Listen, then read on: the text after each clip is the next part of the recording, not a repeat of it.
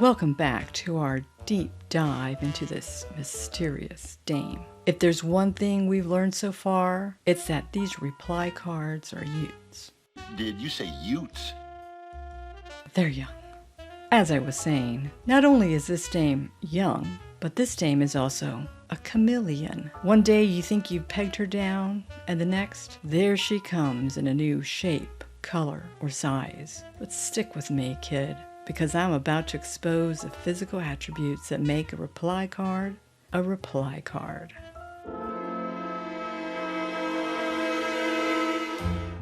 Since this dame is a chameleon, how can we know we've spotted her when we run into her on the streets? Well, because every reply card has these physical attributes in common. Okay, so for real, there are no real physical attributes that go into making a reply card.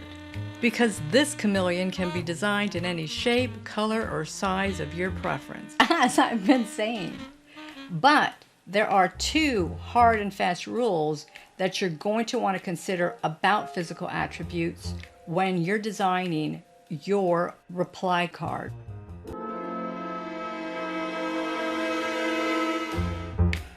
Number one is your reply card and envelope must be able to fit into the wedding invitation envelope.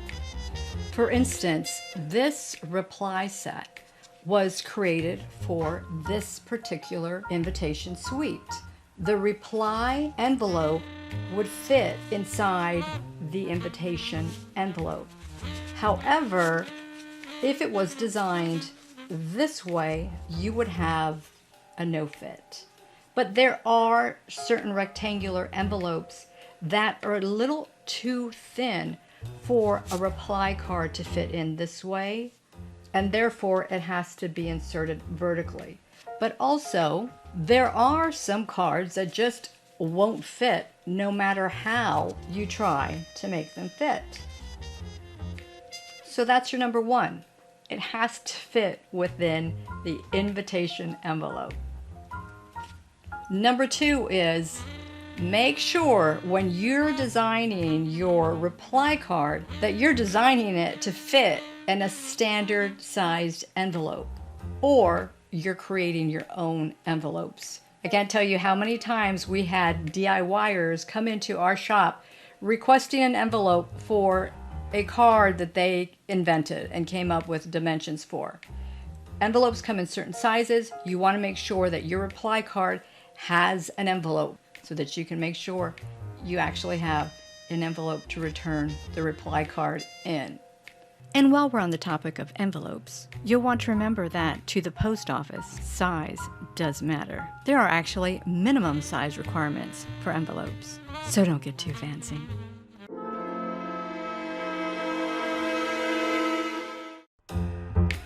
Now, there are other things to keep in mind that are considerations either for the bride or for the guests when you're designing your reply cards. For your brides, the main consideration you'll have will be cost. There are going to be many brides that are going to just want to go all out and design the most elaborate, wonderful wedding invitation. But there are going to be others that are on a tighter budget and need to really tighten up as much as possible, though they still want a beautiful invitation suite. So keep in mind those things that will add cost to the bottom line for your bride, or for you if you are a DIY bride. And the things that add cost to wedding invitations, as I've mentioned before, it all starts with the paper quality that you begin with.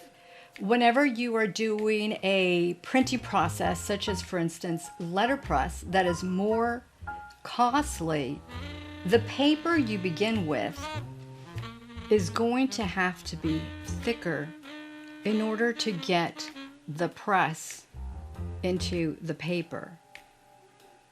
So what would be a way to cut costs for the invitation suite? Well, do your reply card in a less expensive process where a thinner paper could be used.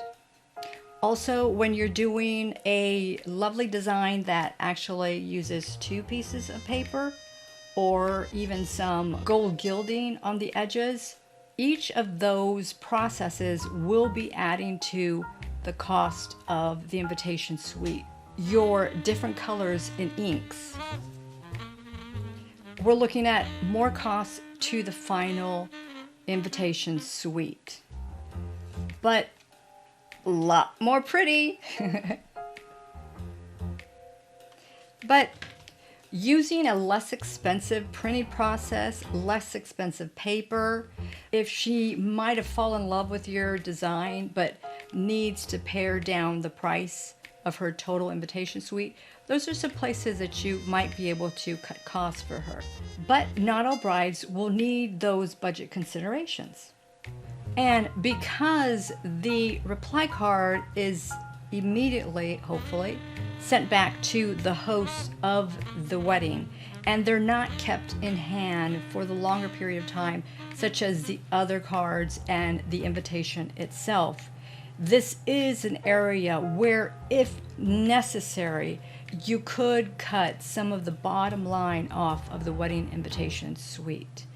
And that would be essentially the main place I would recommend in cutting any sort of costs, with a thinner paper and a less expensive printing process. Another cost consideration that you might bring up to your bride is that if you're designing a reply card in a square shape, the return postage for squares are actually more expensive than rectangles. Don't ask me why. It has to do with the post office not being able to figure out envelope that has equal sides, and square envelopes have to be hand canceled, so it costs more money.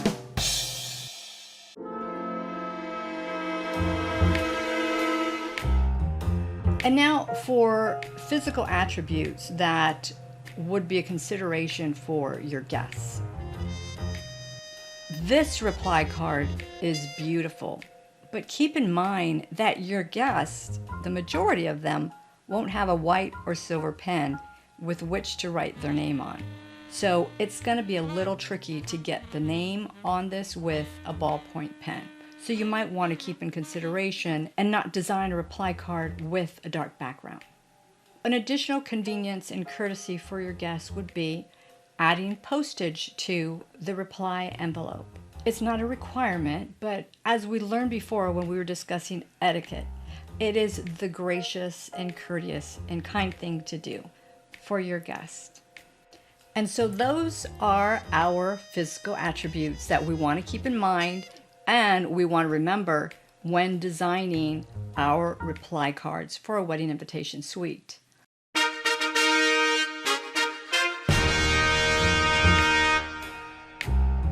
And so now here's a bonus regarding reply cards. Though unfortunately, historically, not all of your guests will return their reply cards, even though you've graciously supplied the return postage for them. Some of your guests will return their reply cards blank. And so there is a possibility that though you might know somebody is coming to your wedding, you don't quite know who it is. So a wonderfully helpful tip is that you number each of your reply cards on the back very lightly in pencil with the number that corresponds to that card from your spreadsheet, so that should you get a blank reply card, you can turn it around and see, if this was number 15 and on your spreadsheet Uncle Tom was number 15, you know that this was Uncle Tom that responded and unfortunately forgot to add his name in there. So I hope that helps. And so thus completes this lesson on the physical attributes that go into creating a reply card. I hope you'll join me for lesson 3, where we will discuss the most important element of reply card, which is your wording. I'll see you there.